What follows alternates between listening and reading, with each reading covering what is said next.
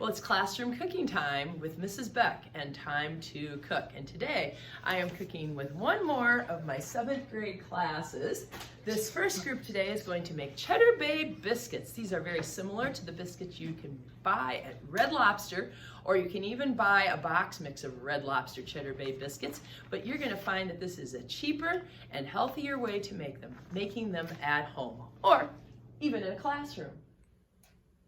So we're going to start off with sifting our ingredients today. So we're going to be putting 3 cups of flour into our sifter there, and that's got a nice little handle on it that will be turned in just a minute. And it's okay if all your flour isn't sifted. The thing you're really wanting to sift is that baking powder. If you set your sifter down in the bowl, it might be a little easier, and we could even give you this to use. Go ahead and crank a little bit if you want to. The baking powder is the next thing that's going to go in, and the baking powder can get little clumps in it once in a while, and those little clumps have kind of an aluminum taste, almost like chewing on tin foil or something, and we want to break those up. Then we won't even notice that the baking powder is in our recipe. If you don't have a sifter at home, it would be okay though. You can still make these recipes. All right, so there's a mesh liner on the bottom of that flour is coming out, and it's becoming just nice fine dust. All right, in goes our 1.5 tablespoons of baking powder. There are many different recipes for baking powder biscuits. This one just happens to have cheddar cheese, and here we can see that nice fine powdery flour and baking powder. All right, now that that has been sifted, we're just going to add it to our bigger baking dish. All right, now those are kind of boring, bland ingredients, so we need to make it a little bit better with some other things. So next we're going to put in some sugar. A little bit of sugar always gives it a nice little sweetness. Nothing too much, but 1.5 tablespoons of sugar.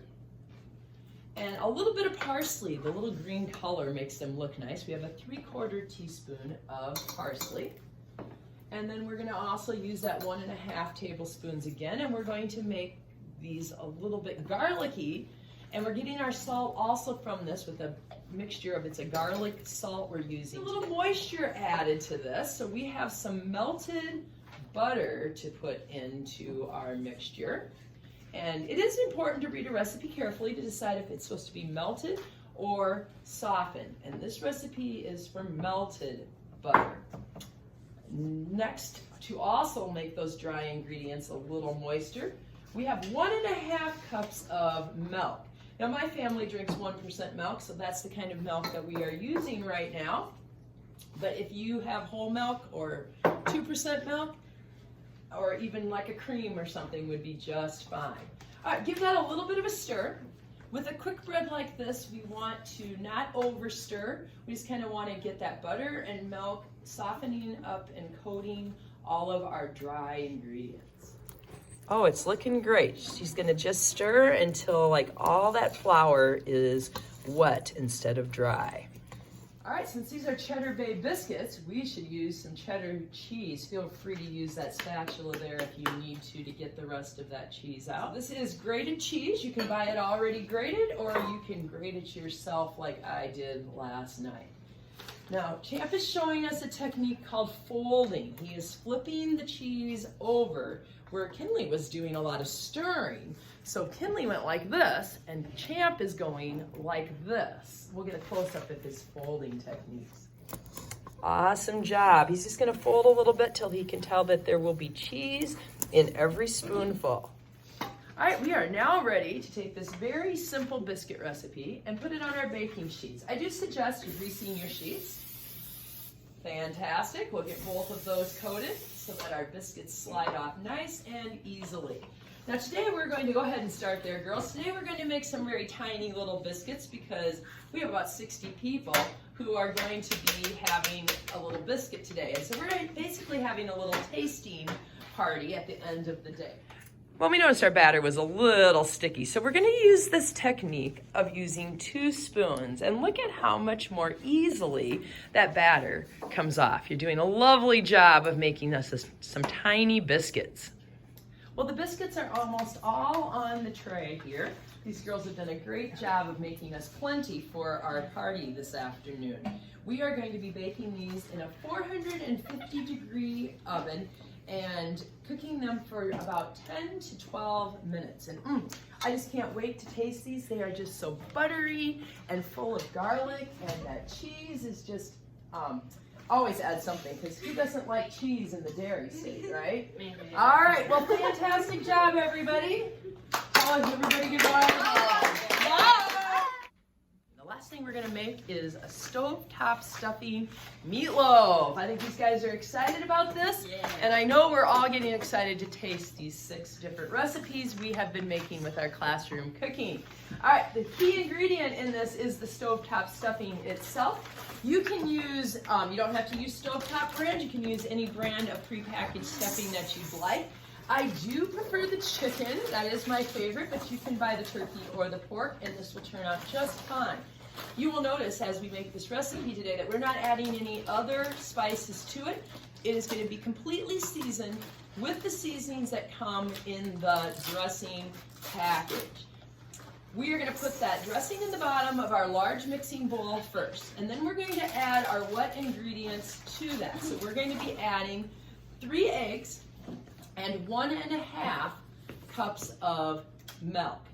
So we're going to break those eggs into a separate bowl, and as one of my students mentioned, this is always a good idea because we want to make sure every egg is fine to use. We're going to dump that one in, and then we'll do the next one, making sure we don't get any shells along the way. And oh, you are like an expert egg cracker. Have you done much of this before? All right, I chose a good person to be in charge of the eggs. And on top of that, we're going to pour 1.5 cups of milk. You can use any type of milk you would like. All right. That milk and eggs just kind of softens it up, and then we can add our meat. So feel free to slide that bowl over in front of yourself. Just gonna mix that together a little bit and break up those eggs. That's probably a good idea. And then she's gonna add, today we're gonna make it with 3 kinds of meat. We've got a pound of sausage or ground pork, a pound of ground beef or hamburger, and a pound of ground venison. It's completely up to you what kind of meat you would like to use. You could even use ground turkey in this. You can use all one kind of meat. It doesn't matter. It's your choice. So she's just gonna plop each one of those into there. That one is our venison, and the colors of the meat vary a little bit. That venison is a much darker red. All right, as you can see, the 3 meats have a little bit different look, with the palest one being the pork, the beef being a little bit darker, and venison is quite dark. It can be a little hard to mix those all and get each kind of meat incorporated. So really, washing your hands well and using them to mix is really the best idea. Oh, look at that all come together. Oh, good, good. It really does smell good, doesn't it? Well, we are now ready to put this meatloaf into the pan, so we're going to give that a little spray.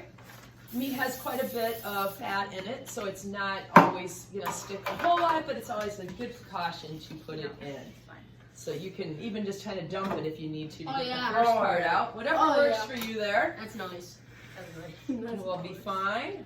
All right, we're gonna spread that out so that it fills all the corners, and we're just gonna cut up some little pieces for everyone to taste this afternoon. Good job, Okay.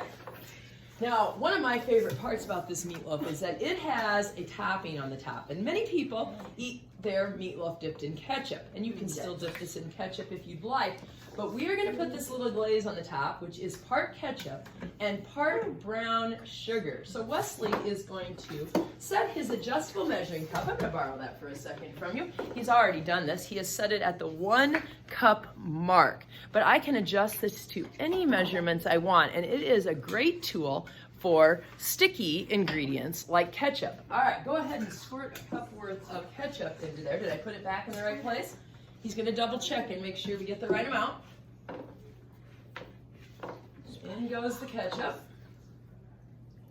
And this will just be so slick when it comes out.